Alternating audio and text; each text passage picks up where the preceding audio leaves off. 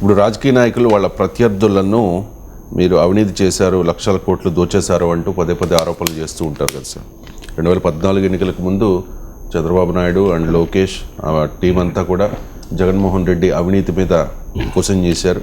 ఆ తర్వాత జగన్మోహన్ రెడ్డి అధికారంలోకి వచ్చిన తర్వాత అప్పుడు చంద్రబాబు నాయుడు ఇసుక, మట్టి, మద్యం, అలాగే అమరావతి నిర్మాణంలో 1000 కోట్లు దోచేశారు, 5 లక్షల కోట్లు మొత్తం దోచేశారు అంటూ వాళ్ళు ఛార్జ్షీట్ కూడా ఏదో దాఖలు చేసినట్టు, ఛార్జ్షీట్లు రిలీజ్ చేయడం, పుస్తకాలు ప్రచురించడం ఇవన్నీ చూస్తూ ఉన్నాం కదా.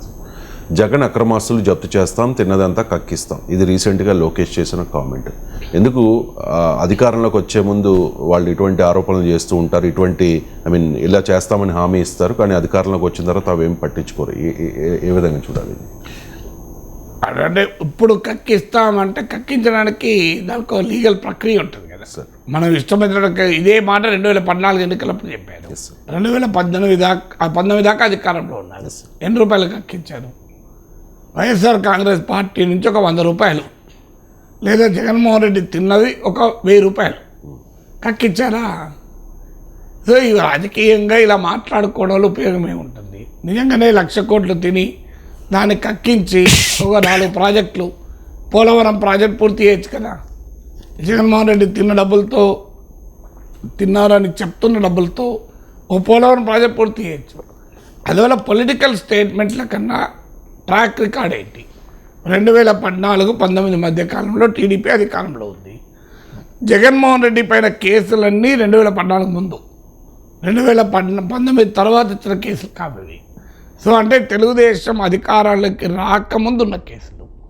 రాష్ట్రంలో, కేంద్రంలో బీజేపీ, టీడీపీ కలిసి డబుల్ ఇంజన్ సర్కార్ ఉంది. మరి జగన్మోహన్ రెడ్డి తిన్న డబ్బుల్ని కానీ, ఆయన ఆస్తుల్ని కానీ ఎన్ని రూపాయలు జప్తాయి ప్రజలకు వచ్చాయి? ఏదో ఈడీ హోల్డ్ చేయడము, సిబిఐ హోల్డ్ చేయడం ఒక వేరే అంశం. ఫండమెంటల్గా ఎన్ని వేల కోట్లు తిన్నారని రుజువైంది. ఎన్ని వేల కోట్లు జనానికి, ప్రభుత్వ ఖజానాకు వచ్చాయో చెప్పండి. రాజశేఖర రెడ్డి కాలంలో జలయజ్ఞం జరిగింది, 1000 కోట్లు అయ్యాయి. వోక్స్ వ్యాగన్ అని అనేక మంది పైన ఆరోపణలు వచ్చాయి. టీడీపీ అధికారంలోకి వచ్చింది, ఏం చేసింది? అందువల్ల ఈ రాజకీయంగా విమర్శలు తప్ప ప్రయోజనం ఏమీ అవినీతి విషయంలో ఏ పార్టీకి నిబద్ధత ఉండదు. ఇప్పుడు 2G స్పెక్ట్రమ్ గురించి మోడీ అంత చెప్పి అధికారంలోకి వచ్చాడు. ఆయన అధికారంలోకి వచ్చి 10 ఏళ్ళు అయిపోయింది. 2Gలో ఎవరు కేసు జైల్లో పడ్డారు? నిన్న కాకుండా ఆదర్శ్ సొసైటీ కుంభకోణం, అది 2010లో పెట్టిన 11లో పెట్టిన కేసు. మా కాంగ్రెస్ పార్టీ అధికారంలో ఉండకు ఆ నాయకుని పైన వచ్చిన కేసు. బీజేపీ అధికారంలోకి వచ్చినాక ఆ కేసులో ఒక్క ఇంచు పురోగతి లేదు. ఇప్పుడు అశోక్ చౌహాన్ ఈ మధ్య బీజేపీలో ఏరి రాజ్యసభ సభ్యుడయ్యాడు.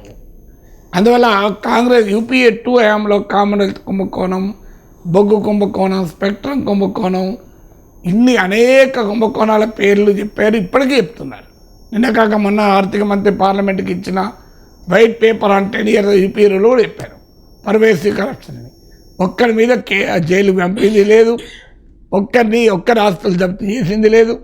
అందులో కొంతమంది బీజేపీలోనే చేరిపోతున్నారు. అందువల్ల రాజకీయ పార్టీలు అవినీతి గురించి చేసే మాటలకు అర్థమే లేదు. అది కేవలం ప్రజల కన్జంప్షన్ కొరకు ఎన్నికల సమయంలో చేసే ఉపన్యాసాలు తప్ప దాంతో నిజంగా జగన్మోహన్ రెడ్డి ఆస్తులు జప్తు చేసేది లేదు, ఆ ఆస్తులు తీసుకొచ్చి ఆంధ్రప్రదేశ్ అభివృద్ధికి వాడేది లేదు. ఆ మడకైతే చంద్రబాబు నాయుడు బోలెడు అవినీతి చేసిండు అని రాజశేఖర రెడ్డి ఆరోపించాడు.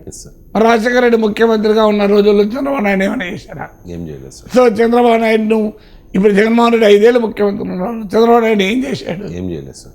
సో ఇలా ఇప్పుడు కేసీఆర్ 1,00,000 కోట్లు తిన్నాడు అని వీళ్ళు అంటున్నారు. ఇప్పుడు కాంగ్రెస్ ప్రభుత్వం రేపు ఉంటాయి 5 ఏళ్ళు. మీరు కేసీఆర్ నుంచి 10 రూపాయలు వసూలు చేస్తారో చూడండి. ఇవన్నీ పొలిటికల్ అటాక్, పొలిటికల్ క్రిటిసిజం తప్ప ఉపయోగం లేదు సార్.